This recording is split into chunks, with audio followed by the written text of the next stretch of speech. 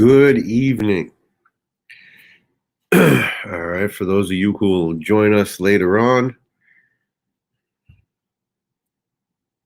cheers.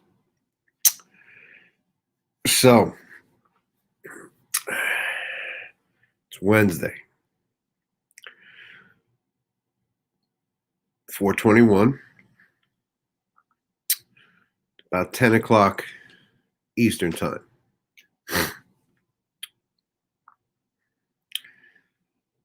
The world is slowly rolling over until onto tomorrow. People on the other side of the world are already there. It's amazing, right?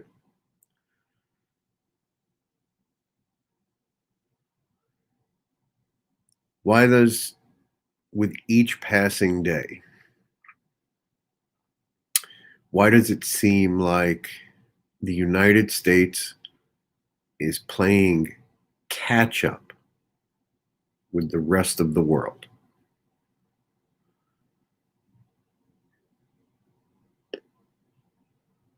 Why is the United States playing catch up? Why does the rest of the world seem to have their shit together? What's up, Mike? How are you?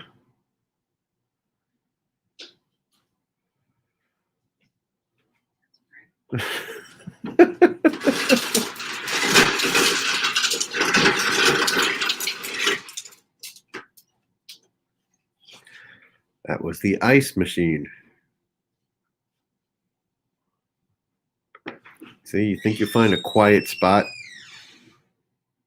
Not a quiet spot. My own fault. I didn't go up to the to my studio.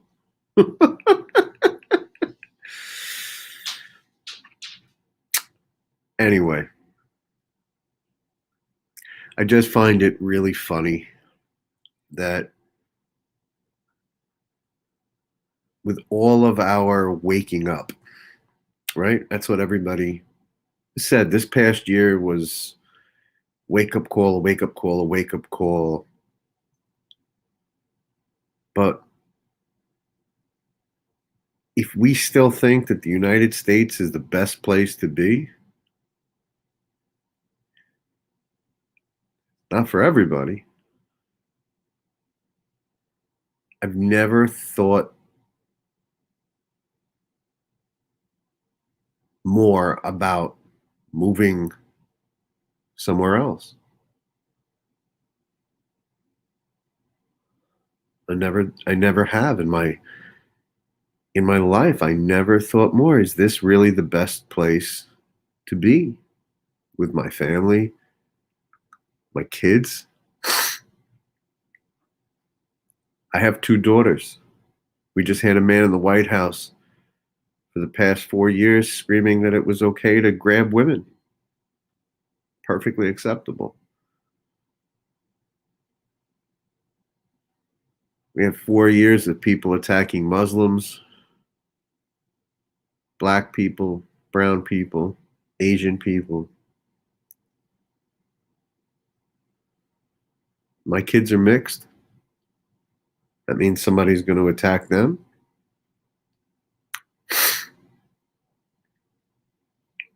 I know there are problems all over the world. I was born here. This is the only home I know. But why is it beaten into our heads that this is the only place that we can go?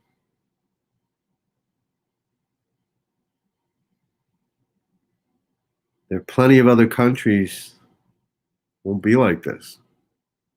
Plenty of other places to go won't be like this.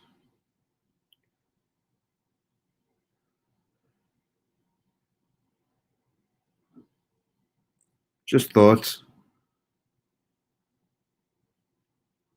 I'm allowed to have thoughts. Everybody's allowed to have thoughts.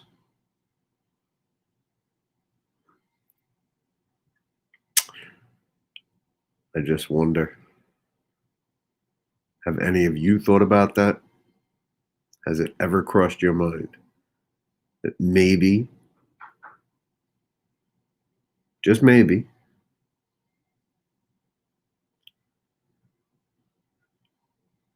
your better life lies somewhere else?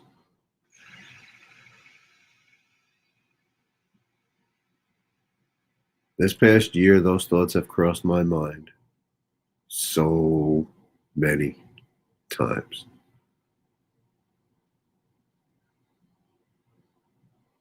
Born and raised in Brooklyn, lived all different neighborhoods across Brooklyn, moved to Pennsylvania. We had a family emergency.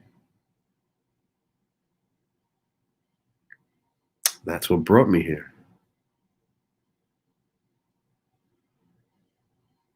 Doesn't mean that that's where my life ends.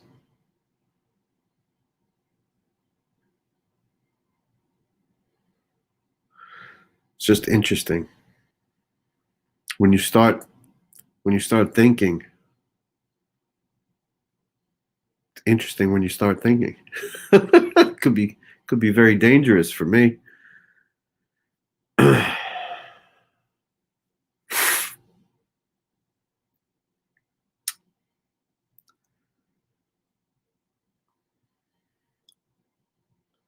Lisa, there's so many places, so many countries, so many other places that have a free society, democracy. Murders are so minimal. Like it's a horrific event if somebody's murdered.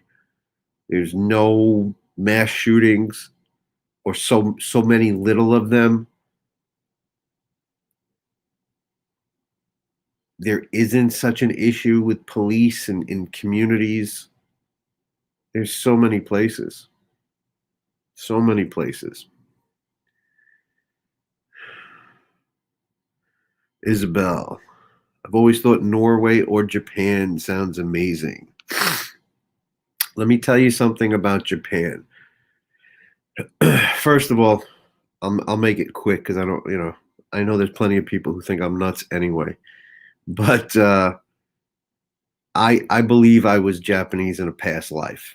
Something just attracts me to Japanese art, Japanese culture, Japanese things. I just feel something drawing me to it. Even since I was little, my mother has told me stories where I've literally just gravitated towards something. And anyway, long story. But Japan has an incredible sense of honor and respect, but so much so that they'll kill themselves for it. Now we see the flaw in that, but to them it means so much.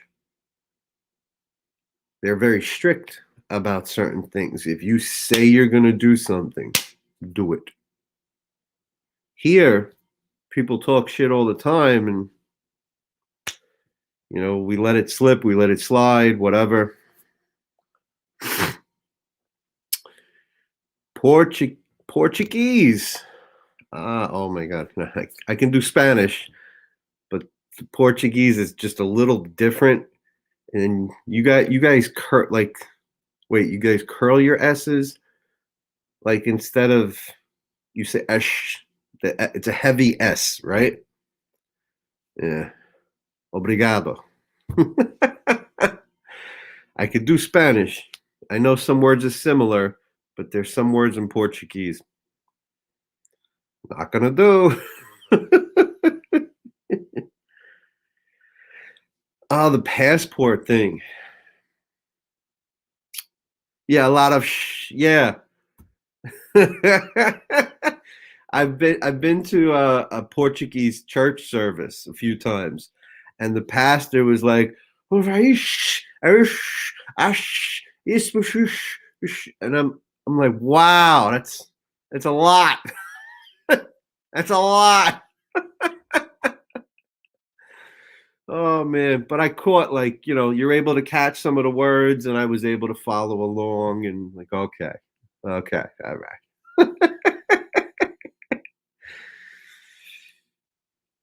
Passports, man. I got to do my vaccination too. I've been thinking about it. I know I know a lot of people are on the fence. I thought about it and I'm going to do the vaccination and Miriam's going to get her vaccination too. Um I got to be honest with you. I got to be honest with you. I really was on the fence about it. I really was on the fence. I was. I'm not anymore.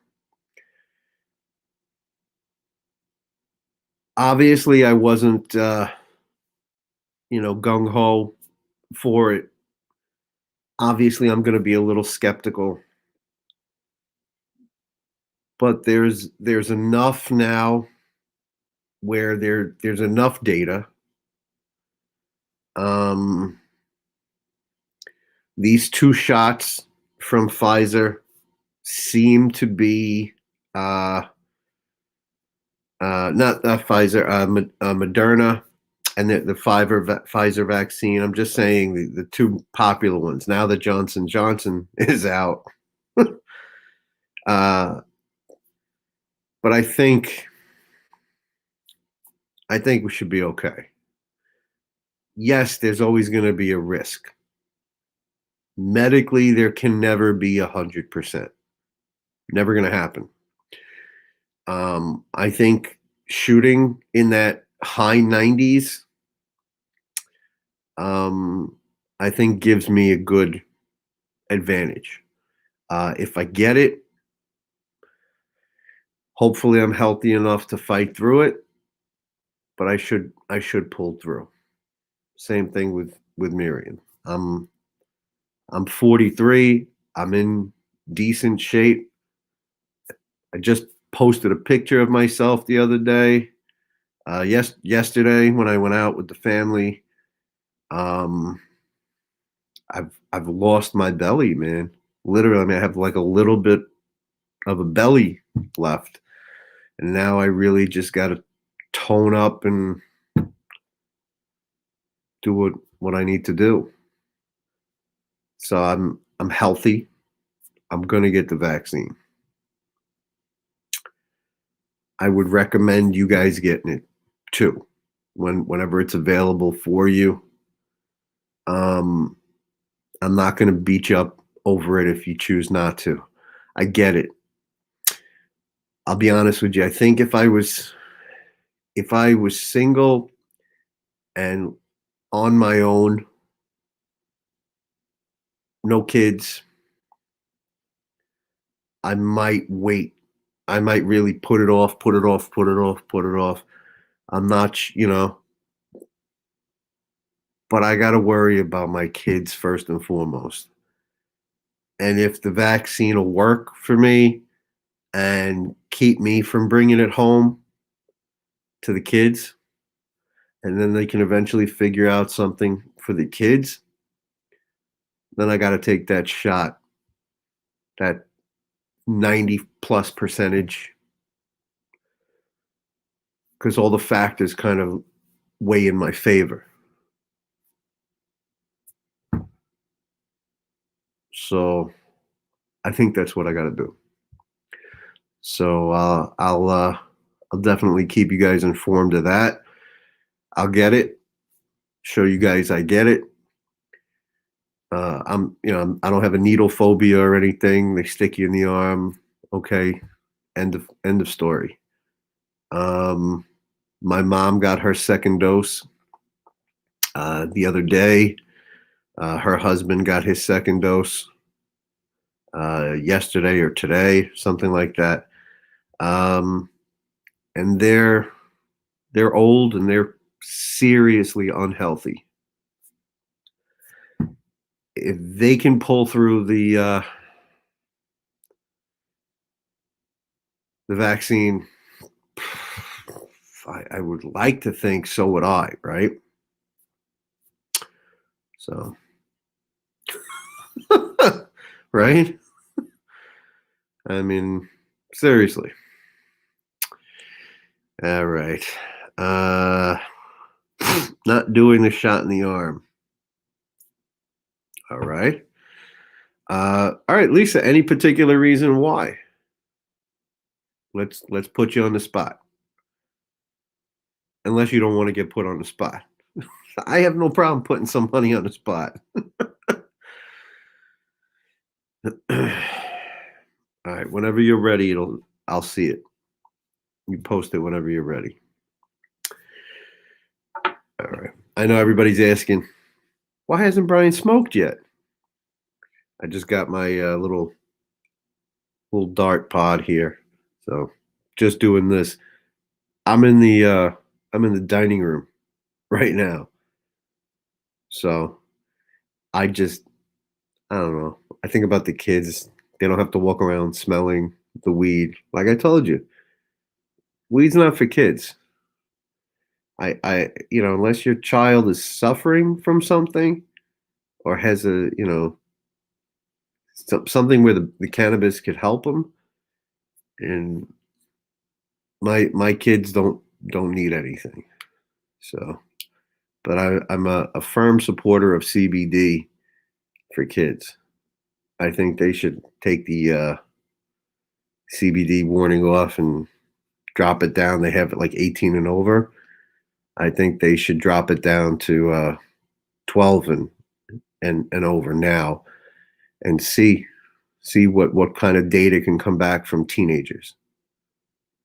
And then they can drop it down again, drop it down again. I think CBD is extremely healthy. Extremely healthy. So I think THC for kids in certain conditions makes sense. But I'm not a doctor. I can give you my opinion on stuff, but again, you know, I'm a nurse, so I know I don't need it. Not working in the medical field. Okay.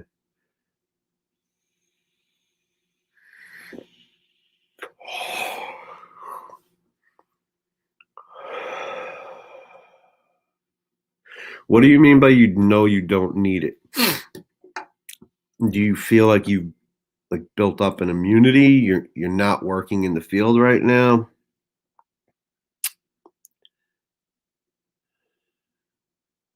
Okay. Not around sick people anymore. It's been a year and I have not been sick. I have not worn a mask either. All right. Well, I wish you would wear a mask, but I can't force you. Um, you're right. If you're not around people, I guess you can make that decision. I don't know. I'd still err on the safe side because you're never not going to be around people 100% of the time. You're going to go grocery shopping. You're going to go shopping. You're going to go put gas in your car. You're going to run an errand. I don't know. I don't know. We figured out just by wearing the masks this year, we figured out that we stop so many communicable diseases and viruses. Flu numbers were ridiculous down. Other little colds and uh, bacterial infections. It made a big difference.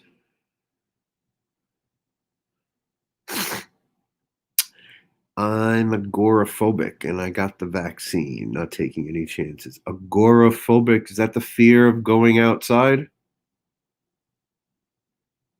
I know my brain might not still be like, you know, big word mode. But is that the fear of going out, like the fear of outdoors? Yes, yes. Thank you. Yay! Brian did good. Ah, Brian, he got one right. Check. Okay. I did good. I get a gold star. I used to know a bunch of them, the phobias and stuff. Brownie points, yep.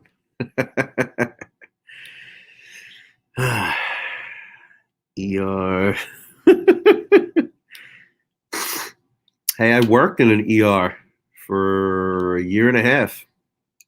I was in Coney Island Hospital's ER for a year and change. Some of the best people, uh, and a few really fucking shitty ones too. But it was really cool. I saved two people's lives. I did chest compressions, saved two people's lives.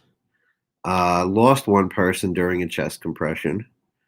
Um, I've seen everything in ERs. Everything. Crazy, crazy stuff. Crazy stuff. Gunshots, stabbings, homeless people with their issues. Oh, one of the worst heartbreaking things that I ever saw. Homeless guy comes in and he mental health issues, and again, just nobody nobody there for this poor guy. I don't know the stories behind it, but he was living on the streets so long. He had so many open sores on his body. His legs were infected with maggots. So he was sleeping in garbage, and flies were laying their larvae in his wounds. And his two legs had to be amputated off. So he came in, the police brought him in because he had, was laying on the ground somewhere, and they brought him in, and they just dump him at the hospital. Police just dump him at the hospital. Here you go, deal with it. And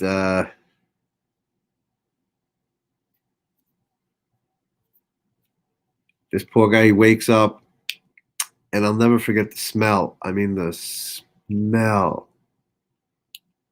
from his legs, and they had to use this delousing spray. And oh boy, and they took him in for surgery like really quick. They made that decision really quick. Like, your legs are gone. They're eating you alive. Like, bugs were eating him alive. And they took his legs off. I remember I got the call. I had to run to the to go pick up the legs. And you know, they had to be brought down to the morgue and, dealt with medical waste. Like, somebody does something with it, they come and collect it. Oh, it's terrible. That was rough.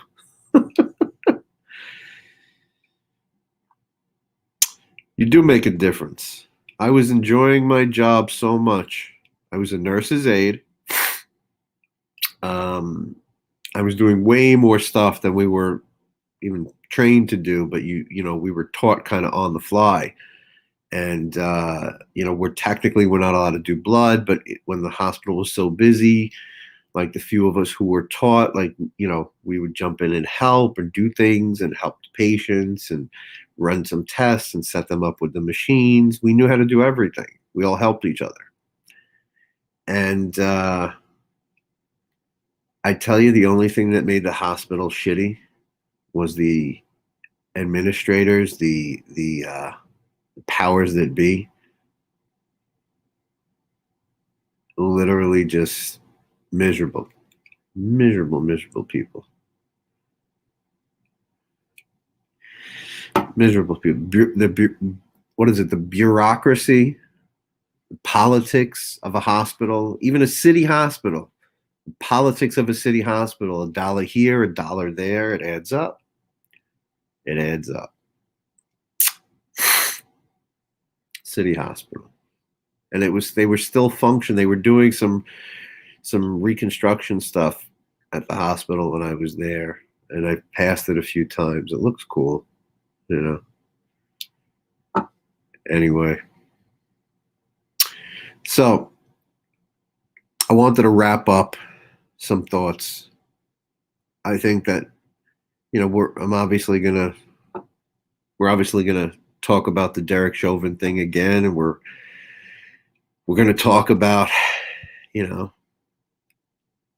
more young black people who have not lived their lives. More are going to die. We'll all tune in to see what kind of sentence he gets, and then we'll all be watching, waiting, and going, he's probably going to get killed in prison.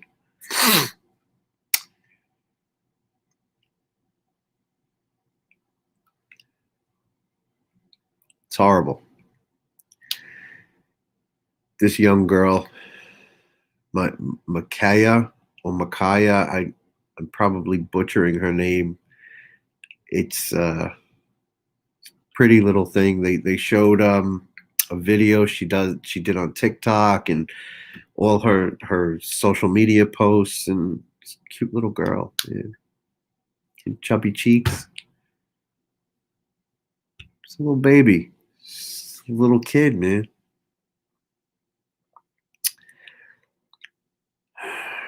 We're gonna see more and more of this shit.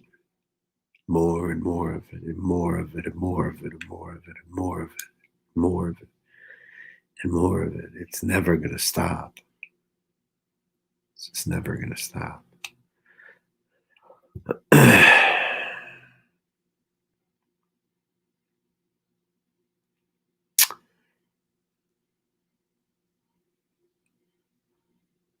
How do you even begin to fix? What is every police department just going to keep a stack of cash in their back pockets, and every time they kill somebody and it's found out to be that it was wrong and it was unlawful, illegal, on purpose, are they just going to give the family, okay, here's a couple $1,000,000? Sorry, we killed your husband. Sorry, we killed your brother. Sorry, we killed your sister. Sorry, we killed your kid. Sorry, we killed your son. Sorry, we killed your daughter. Sorry. We're not going to fire the officers who did it. We're going to keep them on the job. And then in 5 years, we'll give you a couple $1,000,000. How's that sound?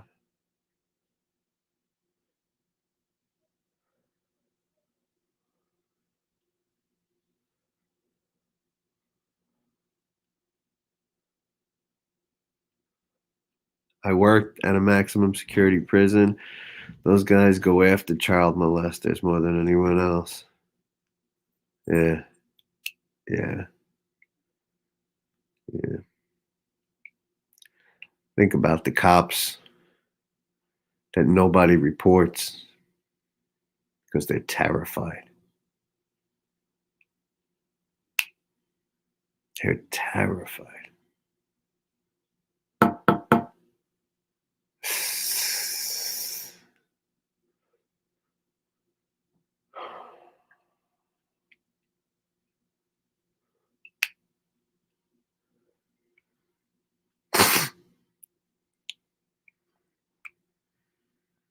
It's a broken system.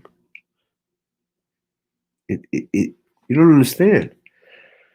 This is what everybody says. All right, let me make this clear. It was a perfectly constructed system, but it was constructed specifically to keep black and brown and every other minority at the mercy of the white man, however you want to call it. It was perfectly constructed. It wasn't broken. We're breaking it right now because it needs to be broken. It needs to be dismantled and complete something new, like an old building that has so many bad memories. It has to be brought down, exorcised, like priests have to come in and the power of Christ compels you. Like there are demons there.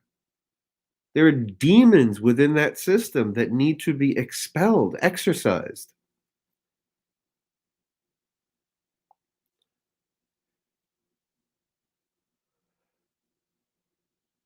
That's it. That way of life is over. And that's what so many people are fighting to keep. Why? It's evil. It's wrong. You're fighting to keep something that's wrong, that's evil, that has only given you anger. It's only created anger and hatred.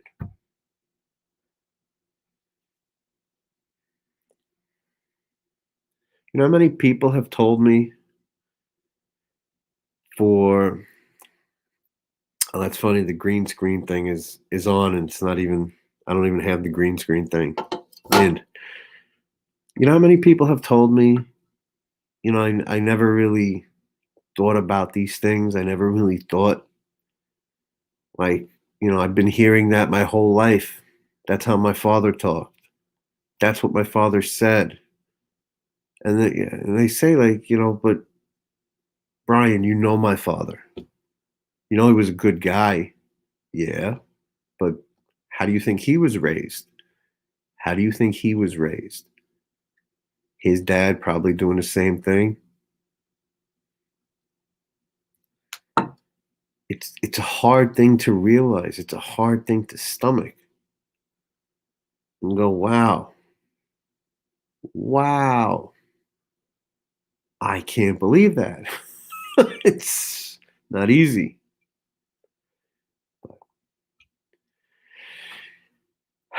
So the system was never, system wasn't broken. The system was made to be exactly what it is. System is broken now because it's been exposed.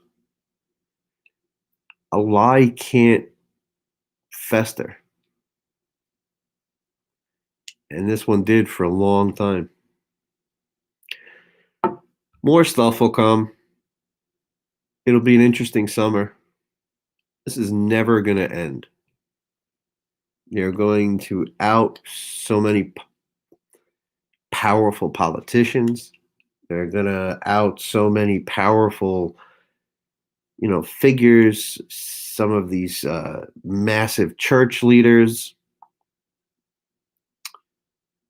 A lot is really changing. A lot.